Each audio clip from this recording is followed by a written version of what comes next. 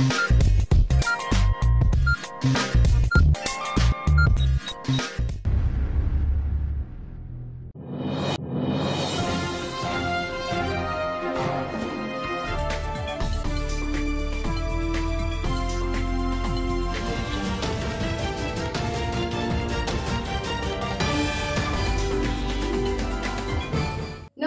मी Gita. ADN बातमीपत्रात आपले स्वागत. आज दिवसभरात घडलेल्या घटनांचा आढावा आपण घेणारच आहोत. त्यापूर्वी नजर टाकूया आजच्या ठळक घडामोडीवर. नवजीवन कॉलनीतील खुनाचा उलगडा करण्यास पोलिसांना यश. पत्नीने सुपारी देऊन केला पतीचा खून. 24 तासाच्या आत तिच्या प्रियकरासह आरोपींना अटक. पक्षाची भूमिका बदलणे हे वंचितचे आणि प्रकाश आंबेडकर यांचे सूत्र, तर उबाटा गटातील काही नेते फुटतील, आमदार संजय शिरसाट यांचे प्रतिपादन. आता सविस्तर बातम्या. त्या गळा चिरलेल्या युवकाच्या खुनाचा उलगडा करण्यात पोलिसाला यश आले असून मैताच्या पत्नीने तिच्या प्रियकराच्या मदतीने सुपारी देऊन खून केल्याचे उघडकीस आले आहे. तर यातील सर्वच आरोपींना 24 तासाच्या आत अटक करण्यात पोलिसांना यश मिळाले. जळगाव रोड येथील SBOA शाळेच्या मागील बाजूस असलेल्या जॉगिंग ट्रॅकवर एका युवकाचा मृतदेह शनिवारी सकाळी आढळून आला होता. त्याचा गळा चिरलेल्या अवस्थेत आणि काही अंतरापर्यंत रक्ताचे सडे रस्त्यावर आढळून आले होते. सदर प्रकरणी सिडको पोलीस ठाणे आणि गुन्हे शाखेच्या पोलिसांनी संयुक्तरित्या तपास करून सदर गुन्हा उघडकीस आणला आहे. या प्रकरणामध्ये मयतीची पत्नी हिने तिच्या प्रियकराच्या मदतीने सुपारी देऊन खून केला असल्याचे निष्पन्न झाले आहे. तिचे तिच्या पतीसोबत पटत नसल्याने काही महिने ते विभक्त राहत होते. तर तिच्या पतीला जमीन विक्रीतून मोठ्या पैशांचा लाभ झाल्यानंतर ती काही दिवसापूर्वी त्याच्यासोबत राहायला आली होती. त्यातच तिने शनिवारी पहाटे प्रियकराच्या मदतीने सुपारी देऊन त्याचा खून केल्याची घटना घडली. या घटनेनंतर काही तासाच्या आतच पोलिसांनी घटनेचा छडा लावून खून करणाऱ्या आरोपींना जळगाव येथून अटक केली असून मयताच्या पत्नीसह 5 आरोपींविरुद्ध गुन्हा दाखल करण्यात आलाय. सदरची कारवाई पोलीस आयुक्त मनोज लोहिया, पोलीस उपआयुक्त नगनीत कावत, पोलीस उपआयुक्त प्रशांत स्वामी, सहाय्यक पोलीस आयुक्त धनंजय पाटील यांच्या मार्गदर्शनाखाली पोलीस निरीक्षक अतुल एरमे, पोलीस निरीक्षक संदीप गुरमे, सहाय्यक पोलीस निरीक्षक काशीनाथ महांडुळे, सहाय्यक पोलीस निरीक्षक नितीन कामे, योगेश गायकवाड, प्रवीण वाघ, प्रमोद देवकते, संजय नंद, विजय निकम, चंद्रकांत गवळी, पर्वत म्हस्के, जितेंद्र ठाकूर, विजय भानुसे, मनोहर गीते, नितीन देशमुख, संतोष भानुसे, रवींद्र खरात, अजय दहिवाल, सुभाष शेवाळे, मंगेश पवार, प्रदीप दंडवते, विशाल सोनवणे, संतोष सवरे आदींनी सदर कारवाई यशस्वीरित्या पार पाडली. काल 4 मईला सकाळी 6 वाजताच्या जवळ आम्हाला पोलिसांना एक माहिती मिळाली होती की N11 तिथे एक अनोळखी माणूस मयत सापडलेला आहे. आमची टीम तिथे लगेच पोहोचली होती. पूर्ण सीन ऑफ क्राईम प्रिझर्व केले होते, आयडेंटिफाय केले होते की कुठे इन्सिडेंट झालेला असेल. CCTV ॲनालिसिस केले होते आणि महत्त्वाचा विषय असा होता की माणूस आहे कोण नेमका त्याची माहिती आम्हाला लगेच मिळाली नव्हती.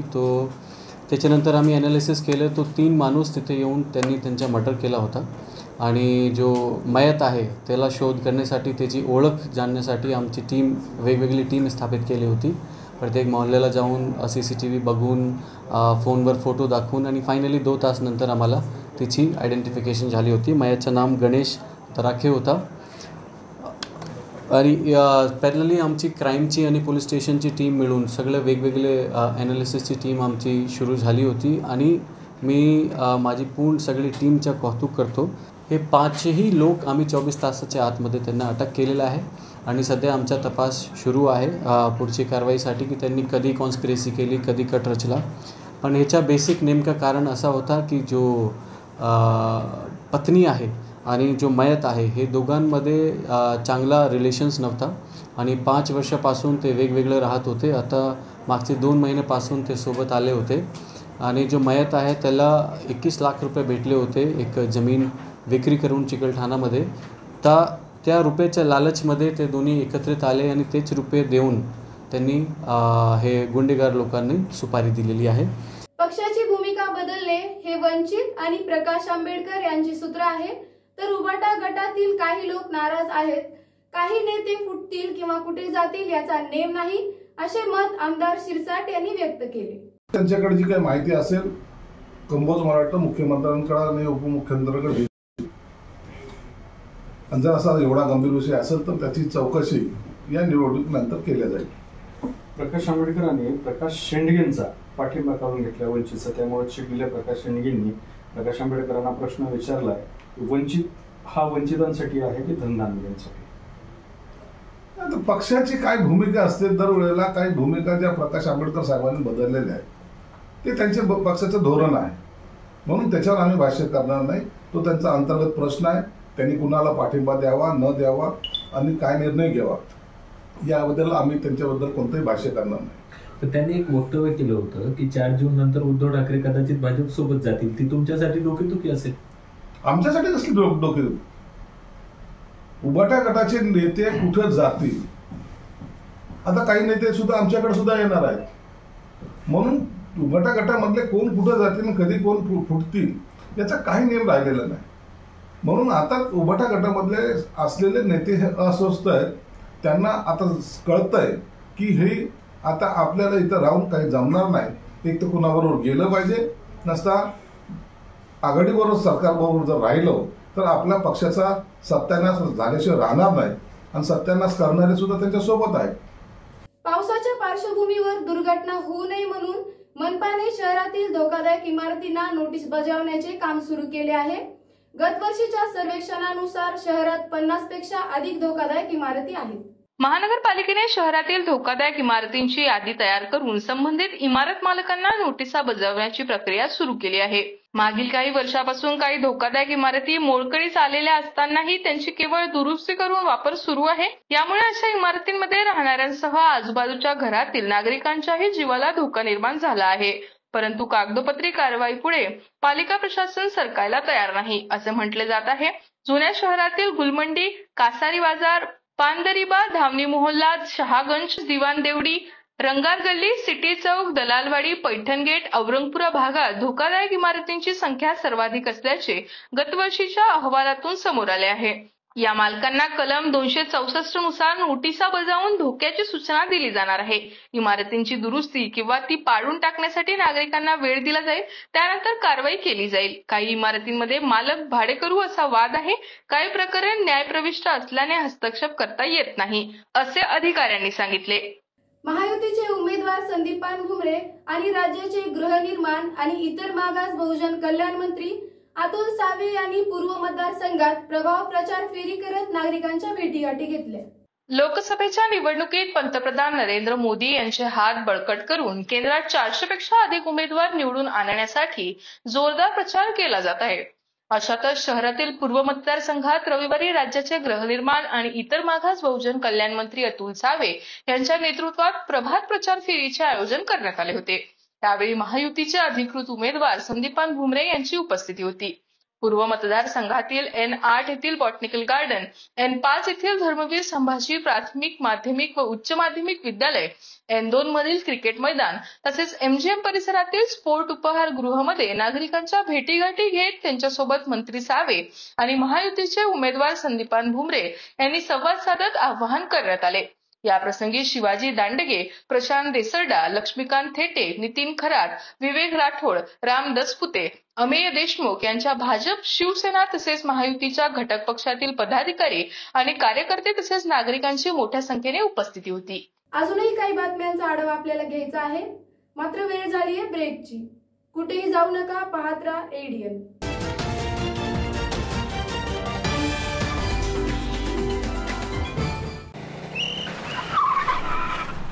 मस्त मास्क पहना रे तूने. Thank you sir. वो जान बचाने के लिए पहनना पड़ता है ना सर. रेडीमेड है या टेलर मेड है? ऑनलाइन ऑर्डर किया है सर. एक और है ना सर. देना. बहुत मस्त लगे आपको. ये ना सर. सर ना भाई, जान बचाने के लिए बाइक चलाते वक्त सिर्फ खोपड़े पे मास्क पहनेगा तो खोपड़े को कौन बचाएगा? समझ गया सर. हेलमेट ऑनलाइन ऑर्डर कर, वरना हमेशा के लिए ऑफलाइन हो सकता है. Okay sir. ये ले. चल हम ये भी ऑनलाइन भर दे. हेलमेट पहने, ट्रैफिक नियमों का पालन करे, जिंदगी के सफर को सुरक्षित रखे.